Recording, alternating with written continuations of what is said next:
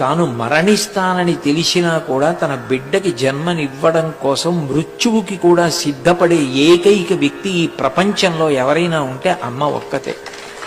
అటువంటి అమ్మ ఆ బిడ్డని ప్రసవించేటప్పుడు ఎంత బాధపడుతుందంటేట, ఒక శూలాన్ని తీసుకొచ్చి నిట్ట నిలువుగా పాతి శూలం మొన మీద ఎవరినైనా కూర్చోబెడితే బరువుకి కిందకి దిగిపోతుంటే వాళ్ళు ఎంత బాధపడతారో అంత బాధ అనుభవిస్తున్నది.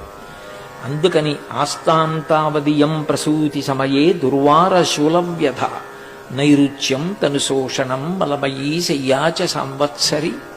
ఆ బిడ్డ పుట్టిన తరువాత శరీరం శుష్కించిపోయి కొత్త కొత్త అనారోగ్యాలు వచ్చి ఆ పిల్లవాడికి పడిశం పడితే వాడికి పడిశం తగ్గడానికి తాను పథ్యం చేస్తుంది. తాను ఏది తింటే ఆ పాలు తాగి పిల్లవాడికి పడిశం తగ్గుతుందో ఆ పదార్థం తింటుంది, తనకిష్టం ఉన్నా లేకపోయినా.